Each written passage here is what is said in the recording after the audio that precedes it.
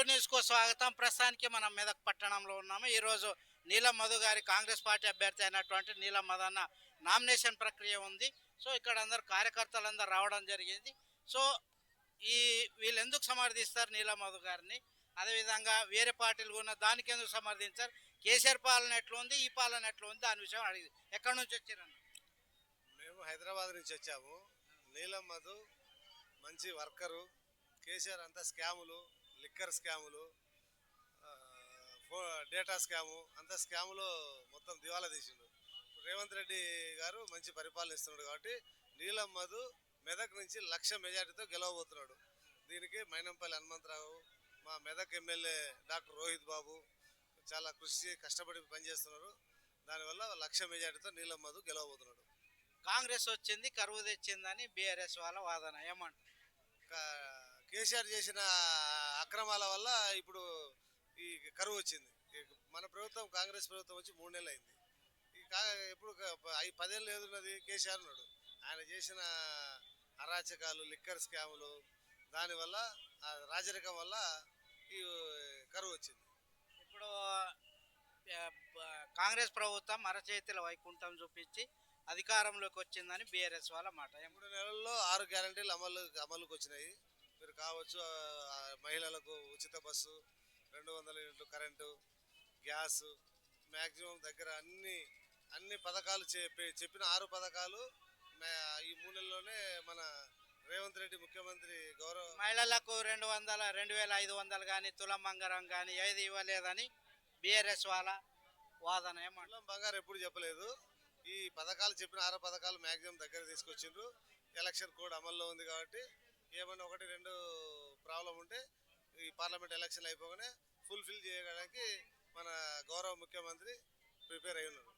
ఇప్పుడు కాంగ్రెస్ ప్రభుత్వం ఇంకా 1 ఇయర్ కూడా ఉండదు అధికారంలోకి అని 20 మంది ఎమ్మెల్యేలు నాతో ఉన్నారని కేసీఆర్ గారి మాట, ఏమంటారు?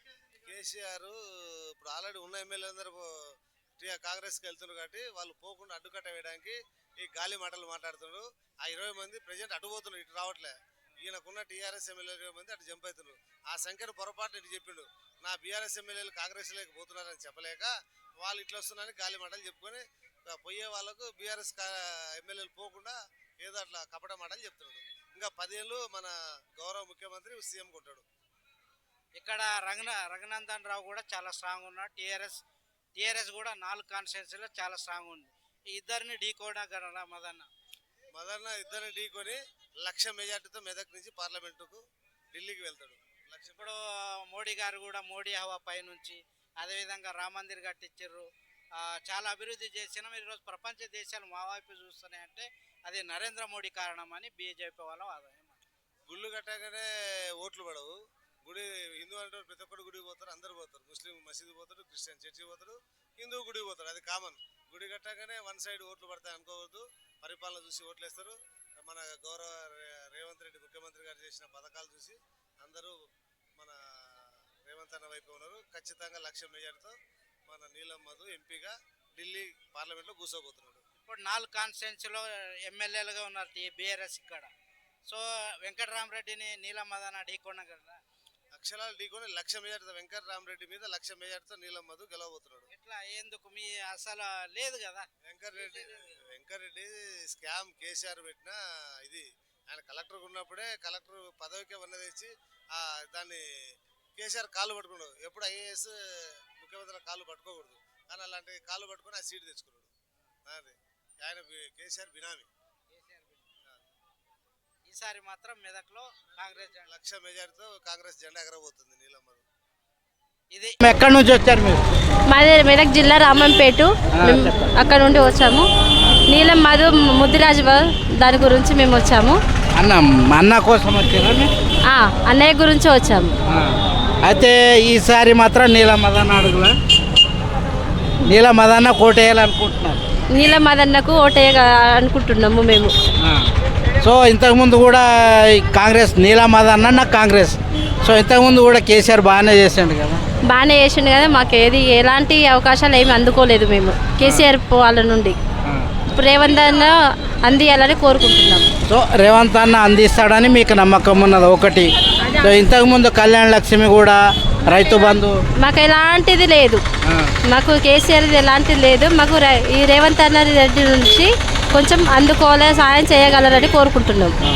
ఈ రేవంత్ అన్న మీకు సాయం చేస్తాడని నమ్మకం ఉన్నది. ఉన్నది. చాలామంది అంటున్నారు మాకు 2500 ఇంకా రాలే, రేవంత్ అన్న ఇచ్చిన హామీలు ఏవి కూడా ఇవ్వలే అని అంటున్నారు. మీరేమంటారు?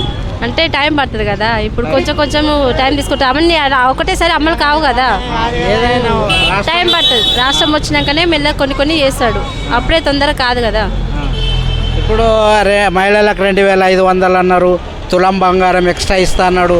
అవి ఏవి ఇస్తలేడు. ఈ పాలన మీద విసుగు వచ్చిందని వాళ్ళు బీఆర్ఎస్ వాళ్ళు అంటున్నారు. ఏమంటారు? వాళ్ళకి ఏం సమాధానం చెప్పారు? ఇస్తాడు కదా, పాలన వచ్చినాక ఇస్తాడు కదా, ఇప్పుడే అంతకుముందుకే రాదు కదా, ఇస్తాడు, టైం పడుతుంది. ఈసారి మాత్రం మీరు నీలమదన్నను సమర్థించాలనుకుంటున్నారు. అవును, ఎట్లా అనిపిస్తుంది రేవంత్ రెడ్డి పాలన మీకు? మాకు చాలా బాగుంది. కేసీఆర్ పాలన ఎట్లా ఉంది? మాకు ఎలాంటిది అయినది ఎలాంటిది కేసీఆర్ది అందుకోలేదు, మాకు బాగాలేదు. రేవంత్ అన్నది మేము అందుకోగలుగుతున్నాం. ఇది అక్క మాట.